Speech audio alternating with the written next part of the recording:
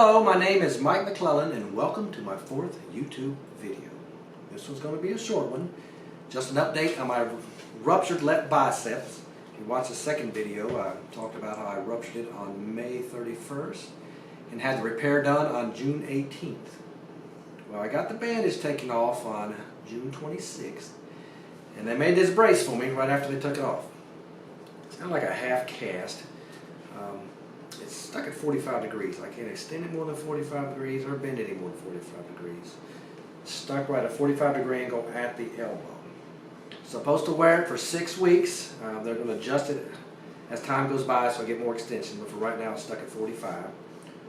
I am allowed to do active range of motion exercises with it though, as long as I keep the brace on. So I'll do this and I'll show you. So I'm still in the brace. I can flex and extend, allowed to do that. Supinate, no problem, no pain with this at all. But as long as I stay in a brace, I can't get more than 45 degrees extension. So it's stuck right there.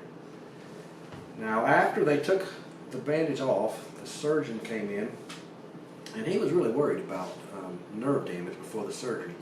If you recall in the second video I talked about typically, the procedure I had was a cortical button procedure. They drill all the way through the radius to the other side and attach the pin to the other side.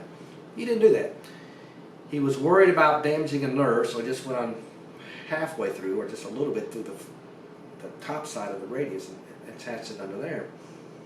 So the first thing he did after I had the bandage off, I said, "Hey, can you feel this? Can you feel this? Can you feel this?" I said, "Oh yeah, it feels normal, just like it did before I ruptured my bicep or before surgery." So obviously we didn't damage the nerve, so all's good there. And you know what? Actually, I will show you what the incision site looks like since I got it off here. If you look right there, it's healing really well, looking good. I see a little stitch there. I don't know how well you can see on the camera. But went right across there. No sign of infection. A little tight, swollen, but that's normal. So everything's looking good. The physician was happy.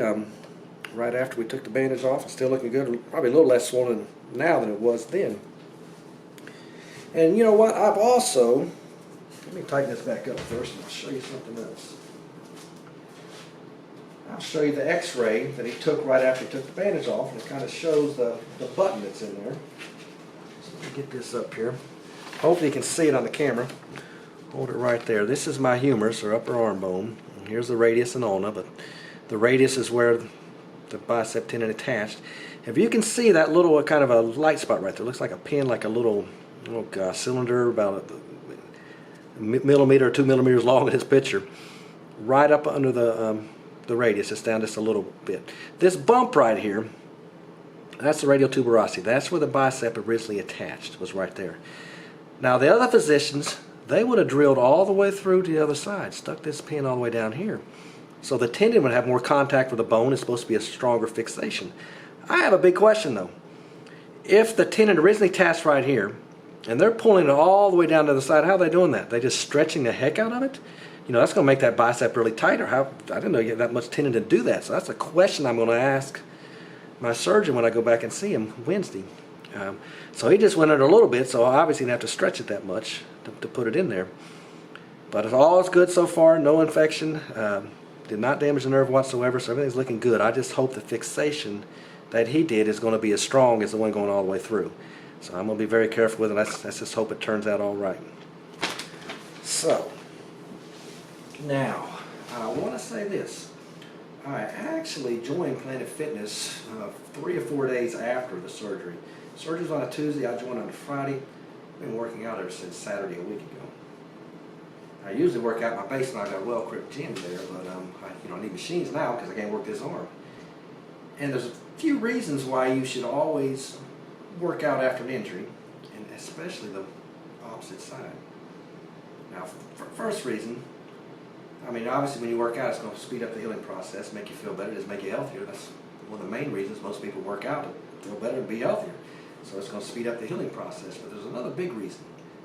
Whenever you injure one side of your body. Now, I hope this never happens to anybody out there, the injury I had or any other major injury. But if you have an injury where you cannot use one arm or one leg, it's really important to work the other side hard. And I'll explain to you why.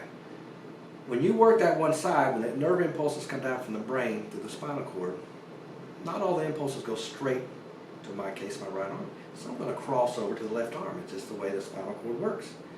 So if I work this arm hard, I'm going to get some effect on the other side. So this arm is not going to get as weak or atrophy or muscle shrinkage as much as it would if I didn't work this arm hard.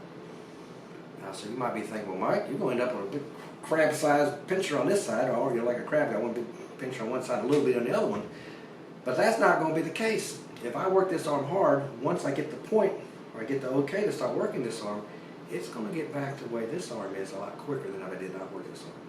Plus, with exercise in general, this is speeding up the healing process.